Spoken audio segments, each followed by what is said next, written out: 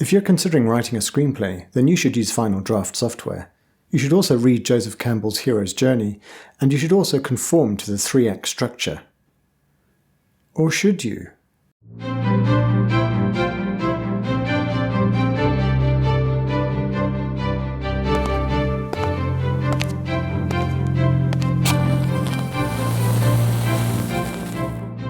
How's it? This is Chop, and welcome to Screenplay Prep. This is about conforming and shoulds and shouldn'ts. This is a world full of people saying you should do this and 101 reasons you should do that, 10 reasons to follow my blog, etc., etc. The world's got very competitive and people are shouting digitally for attention and your attention, and that you should subscribe to them or use their software, their system, whatever it may be. Now, pinch of salt. I picked out Final Draft, for example, from a software perspective. There are many software packages out there.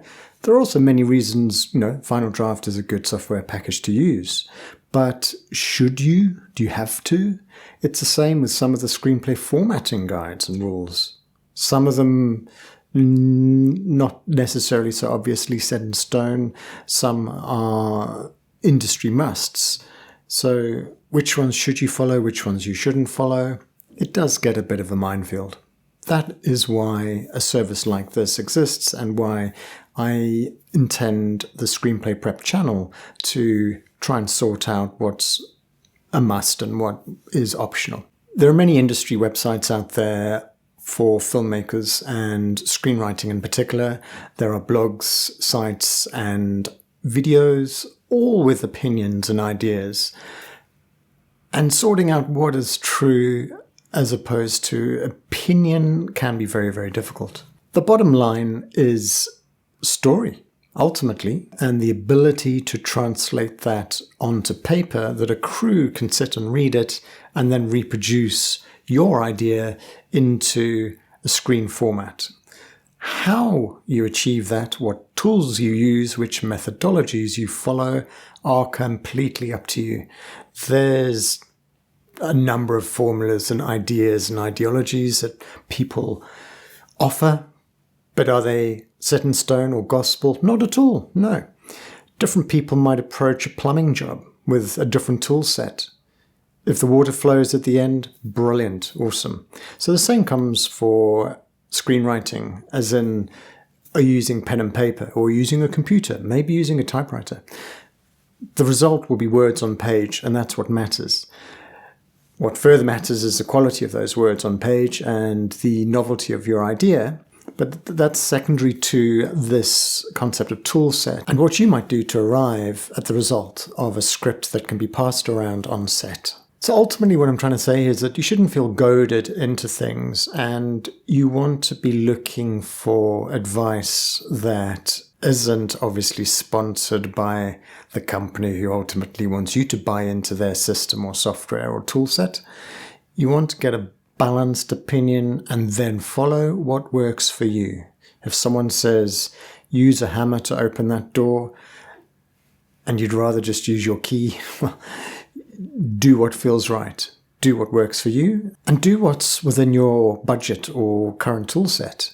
You can always upgrade to fancier computers and software and tool sets and extra add-ons, plugins, mobile tools that might help gather your ideas and whatever. You can always get to that. You don't need to start with that. So don't feel you need to conform. One of the current trends in general industry is the idea of cloud-based services.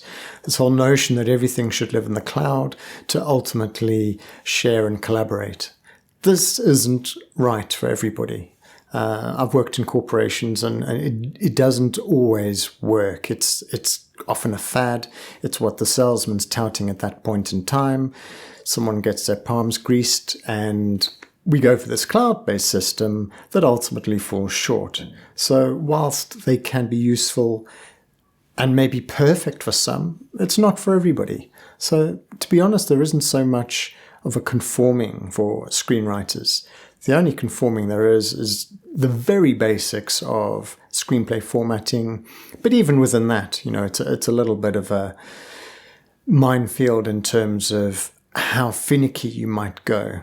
Ultimately, at the end of the day, you want a screenplay that was easy for you to write in terms of your tool set not getting in the way of your creativity, and that you produce something that is consistent and clear.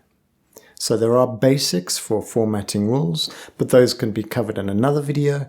But just to let you know, you do not have to do what everyone else does. You'll find that the everybody else group is actually quite large. People are using such different softwares and whatnot. So ultimately, what I'm trying to say to you is that you don't have to conform to the should crowd. You don't have to follow the notion of what everyone else is doing, but simply do what works best for you. Because the moment you feel trapped by a tool set or should get this and have to spend that, you immediately hamper your creativity. You've got to feel free to write. Creativity, the artistic field, is very much, dependent on a sense of freedom to let the ideas just flow. And you don't want a tool set that gets in the way. So free yourself from the should crowd, do what you want, and ultimately concentrate on your story. Serve that. Anything that helps that is the route you should follow. I hope this was useful, and if you like this, please do subscribe. It does help me in the future, and it brings you the best content. See you in the next video.